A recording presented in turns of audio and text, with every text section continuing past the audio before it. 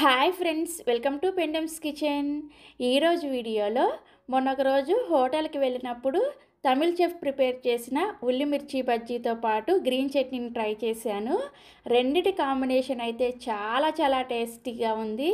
వెంటనే చెఫ్ని అడిగి మరీ తెలుసుకొని ఈ రెసిపీని నెక్స్ట్ డే నేను ఇంట్లో ట్రై చేశాను. ఇంట్లో చేసినా కూడా సేమ్ అచ్చం చెఫ్ చేసినట్లుగానే చాలా టేస్టీగా వచ్చాయి. ఇక్కడ మీకు చూస్తుంటేనే బజ్జీ ఇప్పుడే తినాలనిపిస్తుంది కదా. నిజంగా చాలా టేస్టీగా ఉంటుంది. ఈ టేస్ట్ని అస్సలు మిస్ అవ్వకుండా మీరు కూడా వెంటనే ట్రై చేసేయండి. సో ఇక ఏమాత్రం ఆలస్యం చేయకుండా పర్ఫెక్ట్గా ఈ స్టఫ్డ్ ఉల్లిమిర్చి బజ్జీని చట్నీని ఎలా ప్రిపేర్ చేసుకోవచ్చో వీడియోలోకి వెళ్ళి చూసేయండి. ఫస్ట్ నేను ఈ గ్రీన్ చట్నీని ఎలా ప్రిపేర్ చేసుకోవాలో చూపిస్తాను. చాలా సింపుల్గా నిమిషాల్లో చేసేసుకోవచ్చు. ఈ చట్నీ కోసం మిక్సీ జార్లోకి ఒక కప్పుతోటి పుదీనా ఆకుల్ని శుభ్రంగా కడిగేసి వేసుకోండి. నెక్స్ట్ ఇందులోనే ఒక గుప్పెడు కొత్తిమీరని శుభ్రంగా కడిగేసి కాడలతో సహా వేసుకోండి. తర్వాత ఇందులోకి ఒక 8 నుంచి 10 వరకు ఎండుమిర్చి, అలాగే 1 టేబుల్ స్పూన్ చిక్కటి చింతపండు రసాన్ని, 2 టేబుల్ స్పూన్ల పచ్చి కొబ్బరి ముక్కల్ని, అలాగే రుచికి సరిపడా ఉప్పును కూడా వేసుకొని కొద్దిగా నీళ్ళను కూడా వేసుకుంటూ ఈ చట్నీని కొంచెం లైట్గా పలచగా ఉండేటట్లుగా గ్రైండ్ చేసుకోండి. ఇక్కడ నేను మీకు చట్నీ గ్రైండ్ చేశాక చూపిస్తున్నాను, చూసారా? ఈ కన్సిస్టెన్సీలో చట్నీని గ్రైండ్ చేసుకొని సర్వింగ్ బౌల్లోకి తీసేసుకోండి. అంతే, చాలా సింపుల్గా ఈ చట్నీని ప్రిపేర్ చేసేసుకోవచ్చు. ఎప్పుడు మీరు ప్రిపేర్ చేసుకునే బజ్జీలోకి, గారెల్లోకి, పునుగుల్లోకి కూడా ఈ చట్నీ చాలా టేస్టీగా ఉంటుంది. తప్పకుండా ట్రై చేయండి. సో మనకి చట్నీ రెడీ అయిపోయింది కదా. ఇక ఏమాత్రం ఆలస్యం చేయకుండా నోరూరించే బజ్జీ ప్రాసెస్లోకి వెళ్ళిపోదాం. నేను ఇక్కడ బజ్జీని ప్రిపేర్ చేసుకోవడం కోసం 8 బజ్జీ మిర్చిని తీసుకున్నాను. ఈ బజ్జీ మిర్చిని శుభ్రంగా కడిగేసి తడేమీ లేకుండా ఆరబెట్టుకొని తీసుకోండి. ఇప్పుడు ఈ మిర్చిని ఇలా సగానికి కట్ చేసుకొని ఇందులో ఉన్న గింజలు మొత్తాన్ని కూడా తీసేసుకోవాలి. గింజలు ఉంచుకున్నారంటే మనం ఇందులో ఉల్లిపాయ స్టఫింగ్ పెడతాం కాబట్టి ఎక్కువ స్పైసీగా అయిపోతుంది అనమాట. అందుకని గింజల మొత్తాన్ని కూడా శుభ్రంగా తీసేయండి. ఇక్కడ నేను అన్ని మిర్చీలకు కూడా ఇలా గింజల్ని తీసేసి తీసుకున్నాను. ఈ మిర్చిని పక్కన పెట్టేసుకోండి.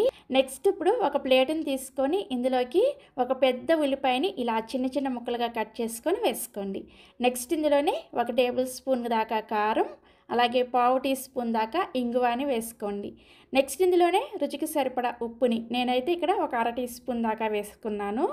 అలాగే 1 టీ స్పూన్ దాకా చిక్కటి చింతపండు రసాన్ని కూడా వేసుకొని ఇవన్నీ కూడా ఉల్లిపాయల్లో కలిసేటట్లుగా బాగా కలుపుకోండి. మనం ఈ మిర్చి బజ్జీ తినేటప్పుడు ఈ ఉల్లి స్టఫింగ్ వల్లే పుల్లగా కారంగా బజ్జీ భలే టేస్టీగా ఉంటుంది అసలు. సేమ్ ప్రాసెస్లో మీరు కూడా తప్పకుండా ట్రై చేయండి.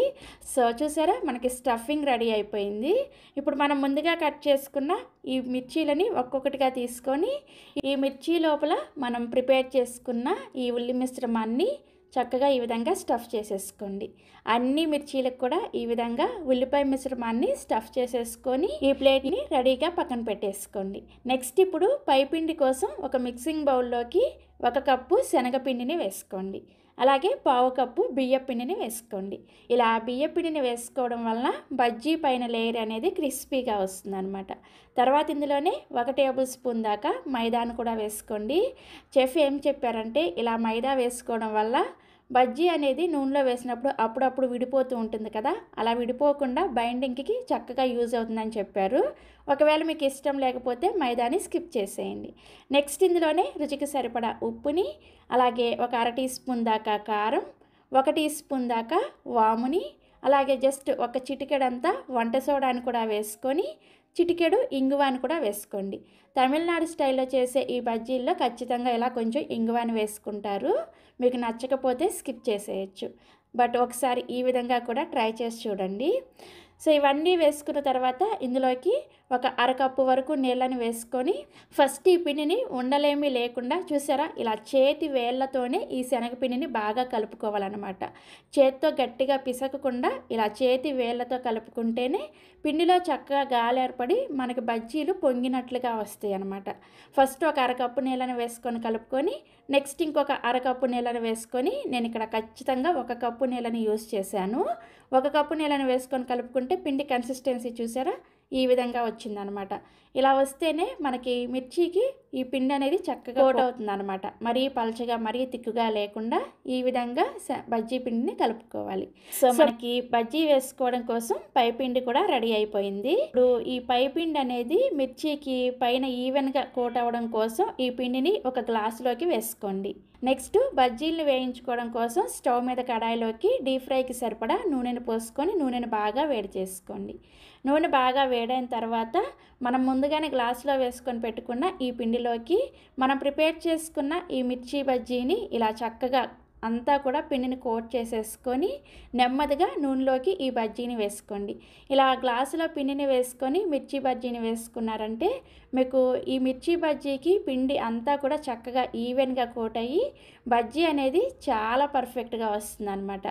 ఈ విధంగా అన్ని మిర్చి బజ్జీలను కూడా ఈ నూనెలోకి వేసేసుకొని ఈ బజ్జీలని పూర్తిగా 100% ఒకేసారి ఫ్రై చేసుకోకుండా ఒక 50% వేగిన తర్వాత వీటిని ఒక ప్లేట్లోకి తీసుకోండి.